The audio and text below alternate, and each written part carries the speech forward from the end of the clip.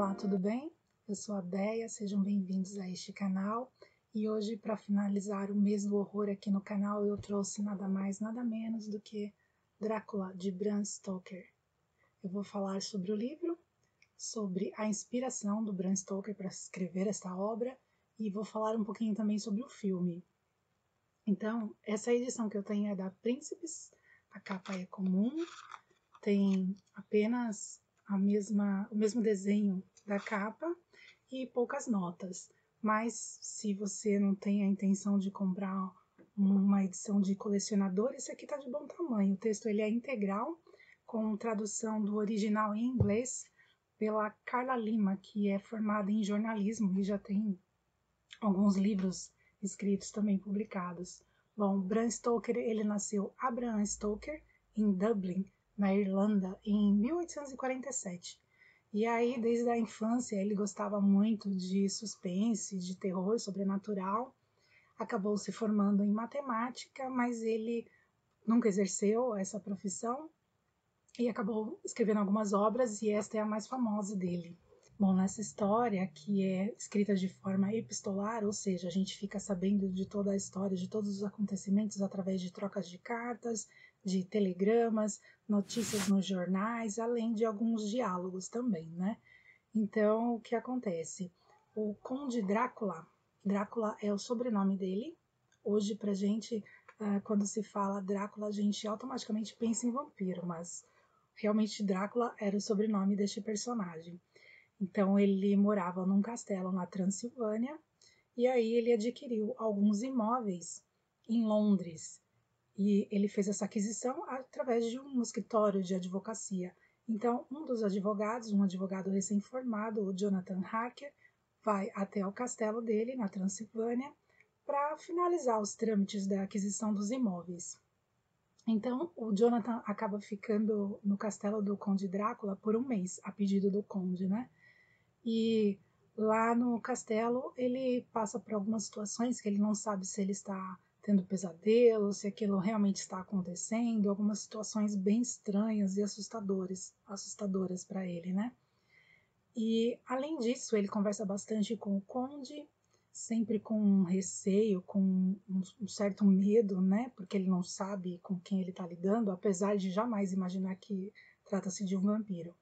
Então, o conde começa a contar sobre a sua descendência, quem ele é, quem era a família dele, e conta algumas coisas para o Jonathan enquanto ele está lá.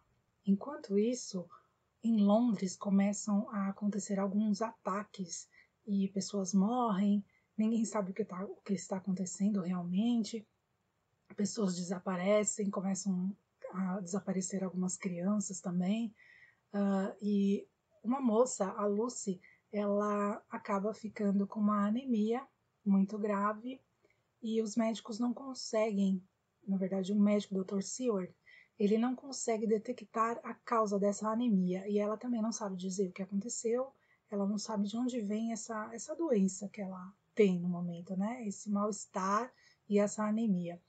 E aí, esse médico, o Dr. Seward, ele não conseguindo tratá-la adequadamente, ele pede ajuda através de um telegrama que ele envia para um amigo dele, que foi professor dele.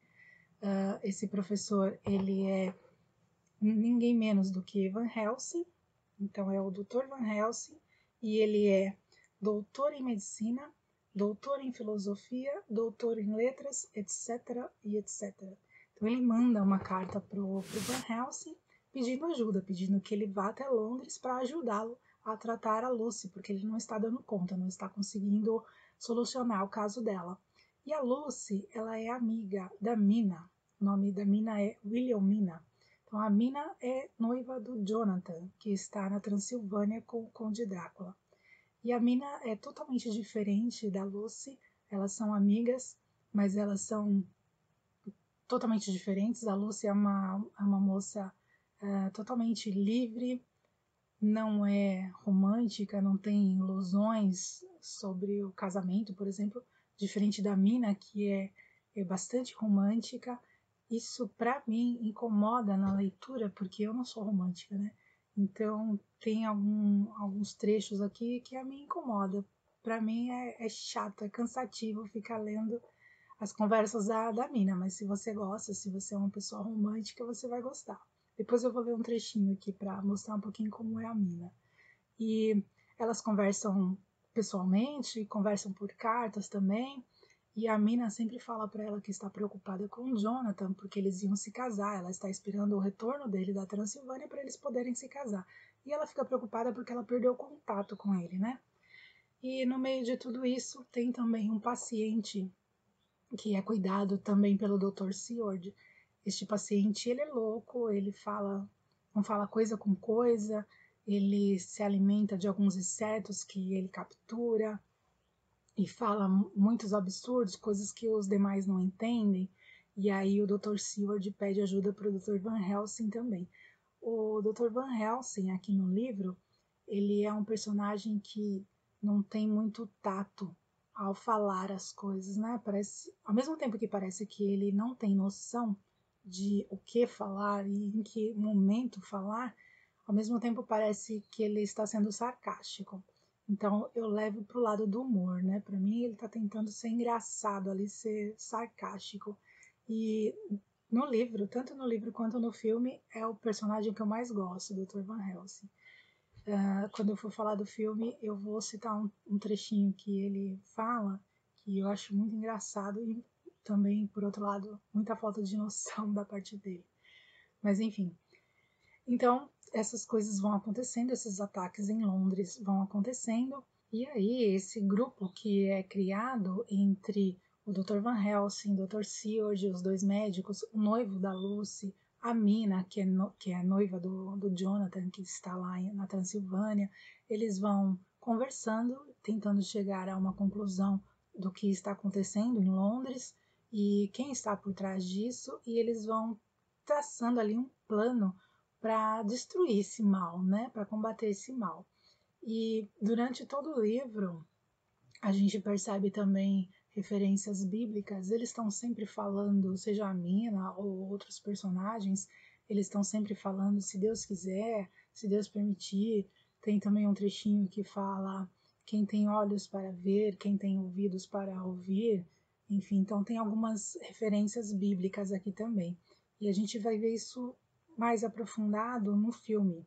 Ou então, em relação ao livro, é praticamente isto, não vou falar mais para também não dar spoiler, mas o Drácula é o vampiro mais famoso, é o mais conhecido, né? Apesar de outras obras a respeito de vampiros terem sido escritas também, inclusive antes do Drácula. Bom, agora eu vou falar um pouquinho sobre a inspiração de Bram Stoker para criar este personagem. Eu vou deixar aqui na descrição e vou colocar a imagem aqui também dos dois livros que eu li, um falando de Vlad III Drácula, e outro do Império Otomano. Então, basicamente, Drácula, quando nasceu, o pai dele, Vlad II, era quem governava Valáquia, e junto com outros países, enfim, com outros impérios, ele foi aceito numa sociedade que chamava-se a Ordem do Dragão. Então, essa sociedade, que era liderada por Sigismund, não sei se é assim que se pronuncia o nome, mas enfim, essa sociedade ela tinha o objetivo de proteger Valáquia, Romênia, todos esses impérios, proteger contra a invasão otomana. Então, era a proteção por parte dos cristãos, né? A intenção era proteger o cristianismo do Império Otomano. E enquanto Sigismund estava vivo, eles conseguiram realmente proteger os impérios, estes impérios todos que eram unidos, conseguiram se proteger da invasão otomana. Porém, quando Sigismund morreu, isso se perdeu um pouco, o objetivo se perdeu um pouco. E aí, como eu estava falando no início, quando Vlad III nasceu, o pai dele, Vlad II, havia sido inserido nessa sociedade, então ele recebeu o título de Dracul. Esse título ele colocou no filho dele, Vlad III, como um sobrenome. Então, realmente, o Vlad III tinha o sobrenome Drácula. a partir de então, e Drácula era como se fosse um diminutivo, né? Como se fosse filho do Drácula. Houve um combate, uma batalha, e o pai do Vlad III, ou seja, o Vlad II, ele acabou tendo que fazer um acordo com o Império Otomano, e o Império Otomano deixou que ele continuasse governando Valáquia, como se fosse um príncipe, né, de Valáquia. E ele teve que deixar 2 de seus filhos, ele tinha então 4 filhos, ele teve que deixar 2 dos filhos com o Império Otomano, sob os cuidados deles. E um desses filhos era o Vlad III Drácula, e o outro filho, o Radu.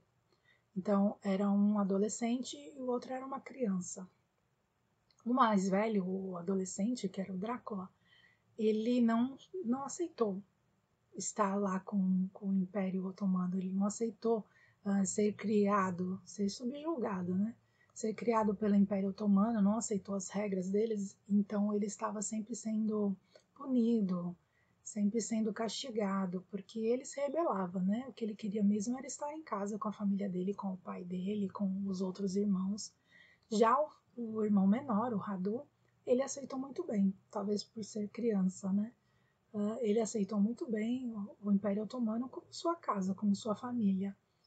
E quando houve a oportunidade do Drácula voltar para casa, para a Transilvânia, ele encontrou o pai dele morto e o irmão, além de ter sido cegado, foi enterrado vivo. Então ele já era revoltado com toda aquela situação, ele ficou muito mais revoltado, muito mais bravo com tudo isso, né?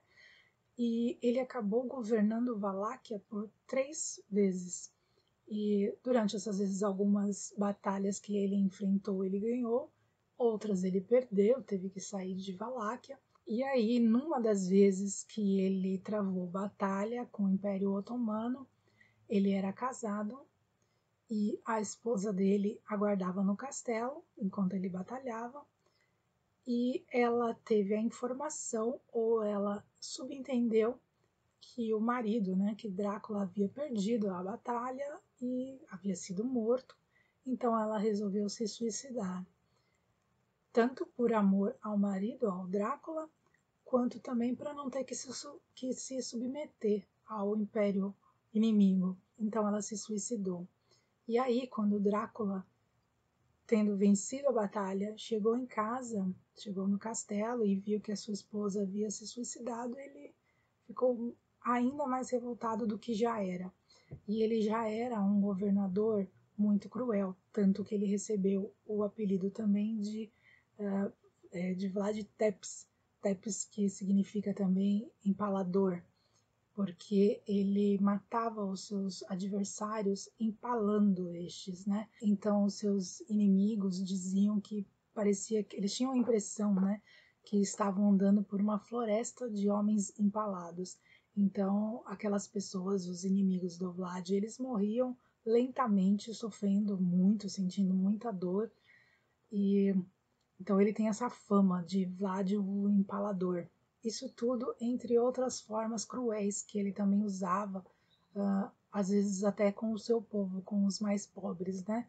Apesar disso, há controvérsias também neste livro, dizendo que ele agia dessa forma cruel, mas era a forma que se utilizava na época, tanto por ele quanto por outros, pelos inimigos dele também e pelos aliados. Talvez ele tenha sido muito mais cruel que os demais, mas a forma de agir de todos na época era assim, né? De todas as batalhas era assim, pelo que eu li no livro.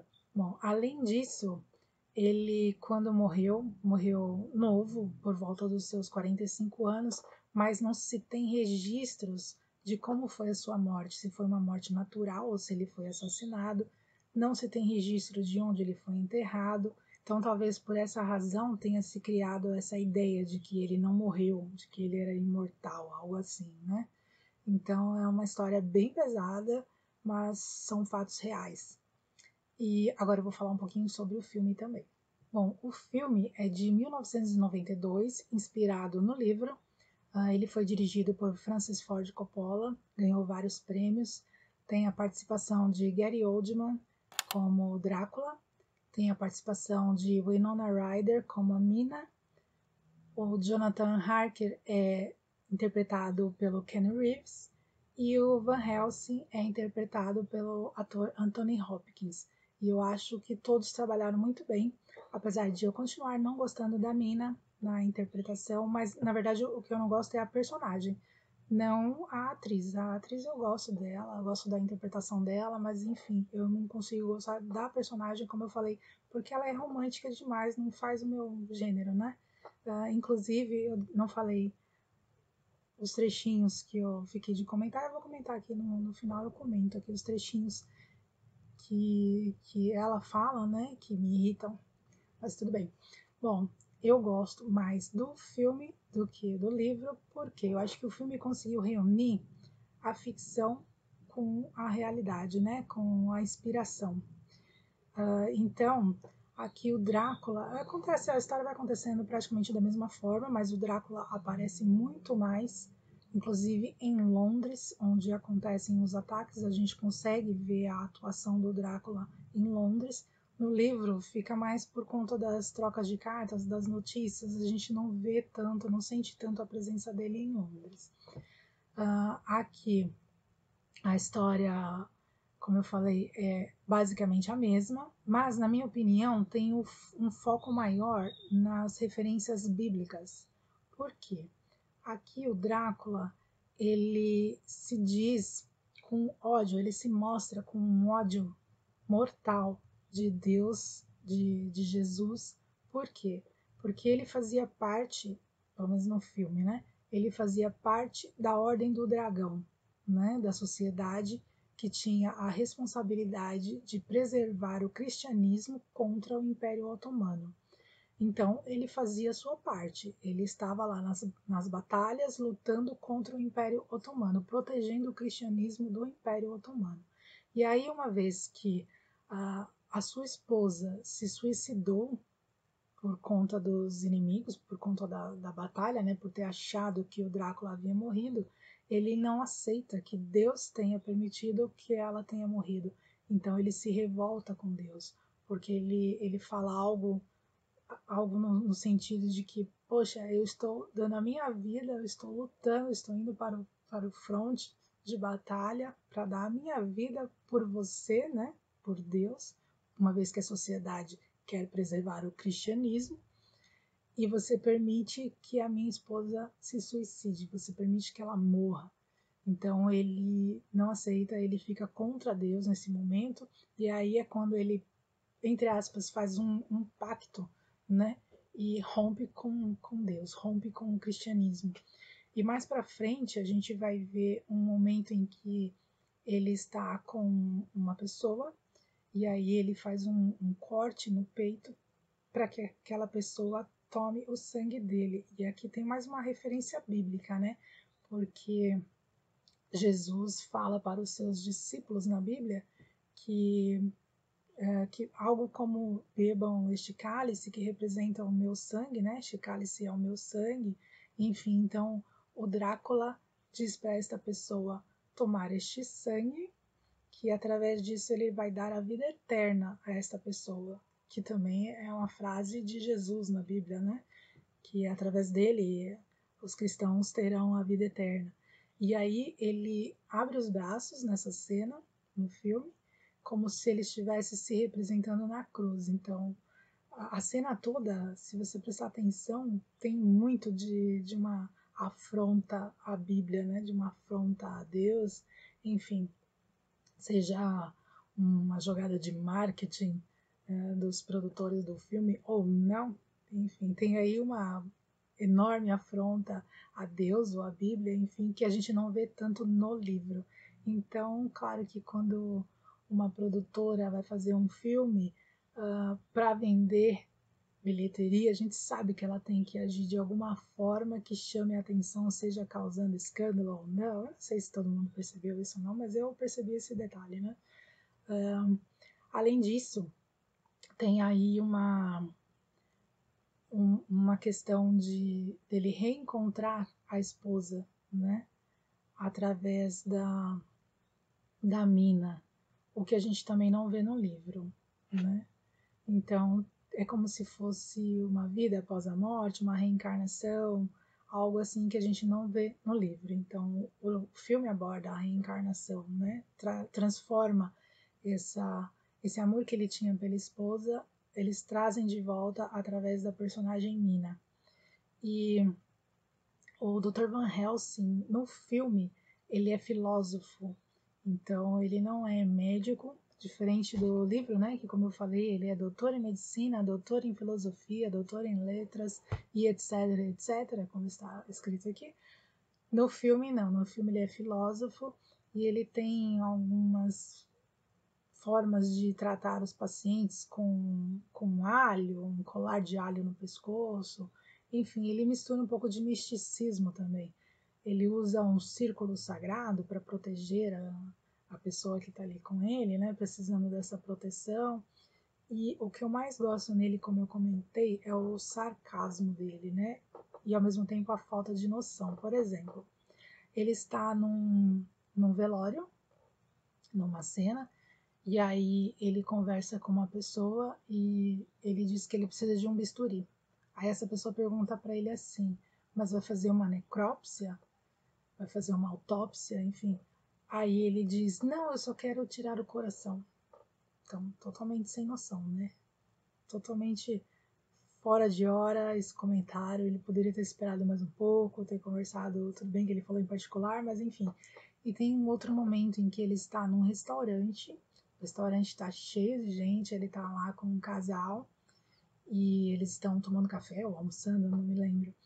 Mas uma das pessoas pergunta, né, sobre a pessoa que faleceu.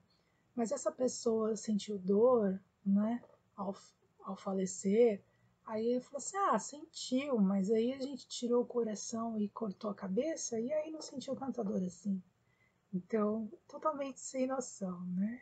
E o Anthony Hopkins fazendo essa cena consegue passar um sarcasmo ainda maior, né? Ele consegue transformar tudo em humor, um humor tão sutil que você tem que estar atento para perceber que ele quis fazer uma piada, mas totalmente fora de hora. Então, eu gosto bastante do Van Helsing, tanto no livro quanto no filme. Agora eu vou contar por que eu não gosto da Mina, né? Vamos lá, eu vou ler um trechinho aqui do livro. Tudo bem que eu já falei do livro, já falei da inspiração, mas enfim. Tem um trechinho aqui que ela tá mandando uma carta para Lucy, e aí ela fala assim: por favor, Deus, que eu nunca me esqueça delas, nem das sérias e doces responsabilidades que tomei para mim. Ela tá falando das freiras. Preciso lhe contar sobre o presente de casamento. Quando o capelão e as irmãs me deixaram sozinha com o meu marido, Lucy, foi a primeira vez que escrevi as palavras meu marido, entre aspas. Tirei o caderno de sob o travesseiro dele, embrulhei com papel branco, amarrei com um pedaço de fita azul clara que eu usava no pescoço, por cima do nó derramei cera de lacrar e como selo usei minha aliança. Então toda romântica, né? Então não faz meu tipo, não faz meu gênero, como eu falei. E aí só mais um trechinho aqui da Mina que eu falei, né? Não falei Lucy, não. Tem mais um trechinho que aí, como ela é fofa, olha isso. O Van Helsing está perguntando quando parte o próximo trem para Galate. Acho que assim se fala, enfim. Ele perguntou, mas aleatoriamente, não perguntou para ninguém específico. Aí a mina diz, às 6h30 de amanhã. E aí todo mundo fica surpreso, né? Como que ela sabe, decora o horário? Inclusive um deles pergunta, e como por Deus a senhora sabe disso? Aí ela diz assim, em casa, em Exeter, eu sempre sabia os horários, de modo a poder ser útil ao meu marido. Ai, que fofa! Não é fofa essa personagem? Bem que isso foi escrito em 1847, se não estou enganada. Estou enganada, isso foi quando ele nasceu. Eu coloco aqui a data em que foi escrita esta obra. Mas, assim, a Lúcia é totalmente diferente dela, né? Então, não sei se tem necessidade de fazer uma personagem tão submissa assim, né? Mas tudo bem. Vou relevar. Bom, eu assisti também Van Helsing com o Hugh Jackman e nesse filme ele é mais jovem e tem outros personagens também aqui misturados, né? Então tem o Drácula, tem a criatura de Frankenstein, ou o monstro de Frankenstein, entre outros personagens também. Então, vou deixar aqui também na descrição. É mais um filme para conhecer um pouquinho no Van Helsing, caso não conheça ainda, né? Ou para rever, caso você já conheça, enfim. Bom, e este foi então o livro com o qual nós finalizamos o mês do horror aqui no canal. Caso você tenha gostado, eu vou te pedir a gentileza de deixar o seu like, se inscrever no canal, compartilhar o vídeo, porque isso nos ajuda a trazer mais conteúdo para cá. E a gente se vê no próximo vídeo, então, no canal. Até lá!